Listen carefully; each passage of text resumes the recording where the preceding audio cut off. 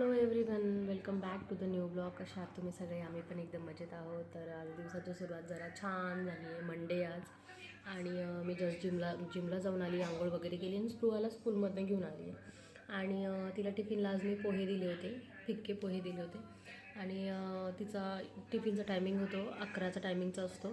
त्याच्यामुळे तिनं आता 12 वाजता स्कूल सुटते. आता वाजले आहेत 12:15.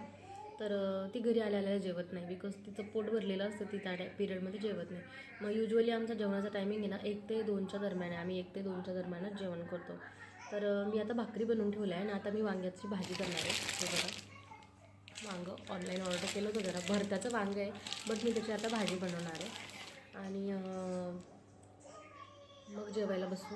आता थोड्या मिरच्या पण उरलेल्या होत्या, मी ज्या कट केल्या मी तुम्हाला दाखवते. त्या मिरच्या मी माझ्या स्वतःसाठी फ्राय करून घेणार आहे. स्पायसी नाही आहे, बट त्या संपवायच्या, त्या सुकायला लागल्या आहेत आणि ठेवून काय करायचं ना, त्याच्यामुळे मग मी ना त्यांना असं हे करून ठेवते, कट करून थोडंसं शालो फ्राय करून घेते, मीठ वगैरे टाकून. छान लागतं टेस्टला, जेवणासोबत लागेल अशा.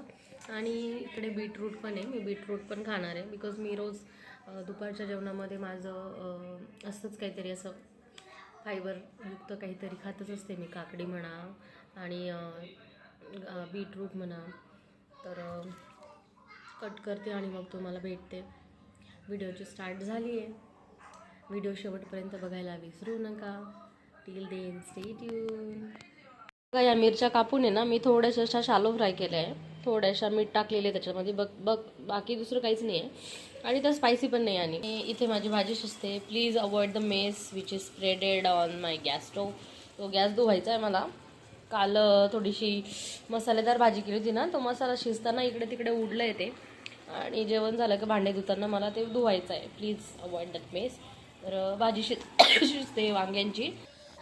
आणि हे बघा, इथे काकडी आणि बीटरूट कट करून ठेवलं आहे मी, जे की आता जेवण करताना खाईल मी.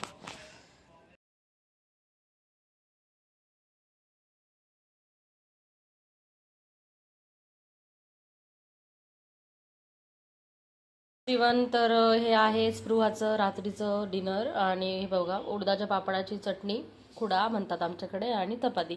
तर ती अशीच करून द्यावं लागतं तिला. तुम्ही माझ्या आधीच्या व्हिडिओजमध्ये बघितलंच असेल तर तिला असे तुकडे करून द्यावं लागतं. सकाळची भाजी पण बऱ्यापैकी उरली आहे, but I am skipping my dinner now so that तशीच पडेल. ॲक्च्युली ना आज मी एक व्हिडिओ बघितला होता, रील बघितली होती की खोकल्यासाठी खूप, कारण आमचा खोकलाच जात नाही, दवाखान्यात जाऊन पण आम्ही बरंच होत नाही आहे. तर मी ना ती रील बघितली. त्या रीलमध्ये होतं की सिट्रस फ्रूट जे काय असतं ना, जर संत्री, मोसंबी, संत्रीच होती ती तिथे ठेवलेली, त्यांनी ती बर्न केली. तिच्या रसामध्ये ना honey, black salt and black pepper powder असं सगळं टाकलं होतं आणि त्याच्याने ना म्हणे खोकला बरा होतो, खूप जास्त थांबलेला. तर आमचा काय माहिती काय प्रॉब्लेम होतो आहे. आम्हाला ना थोडीशी, मला धुळीची पण ॲलर्जी आहे, त्याच्यामुळे पटकन असं ना घसा धरतो, लगेच खोकला येतो. काही धूळ काही असले ना, मी नुसतं पीठ जरी मळलं ना, असं आपण चाळणीने गाळतो, ते जरी नाकात गेलं लगेच सर्दी होऊन जाते. मला एवढं सेन्सिटिव्ह नाक होतं आहे, काय माहिती काय होतं आहे एवढ्यात. तर मग म्हटलं, आणि माझ्यामुळे काय होतं ना, स्पृहा कंटिन्यू माझ्यासोबत लटकलेलीच असते, चिपकलेली असते झोपताना वगैरे. माझं तिचं मला असं व्हायरल होत असतं. सो दॅट ना मी आता औषध बनवलं आहे. तर मी काय केलं, माझ्याकडे काही सिट्रस फ्रूट ना, मी काही संत्री आणलेली नव्हती. संत्रीने खोकला होतो म्हणून मी अवॉइड करायची. पण मी आता काय केलं, माझ्याकडे एक निंबू पडलेला होता, हा बघा. तो भाजला मी आता, आणि थंड पण झाला आहे तो, भाजला केव्हाच भाजलेला होता तो, थंड झाला. तर त्याचा रस काढून सेम प्रोसेस करणार आहे मी जी तिथे केलेली होती. आणि अवॉइड म्हणजे मग ते औषध थोडंसं रस पिणार आहे आम्ही विथ जिंजर ज्यूस. ते एक माझं मिस झालं ते एक जरा, तर ते टाकणार आहे मी आणि आम्ही झोपताना पिवते. बघू काय इफेक्ट होतो. जर मला बरं वाटलं तर मी उद्याच्या व्हिडिओमध्ये तसं सांगेलच. तर आता स्पृहाला जेवायला देऊन देते मी आणि मग भेटूयात. Till then stay tune.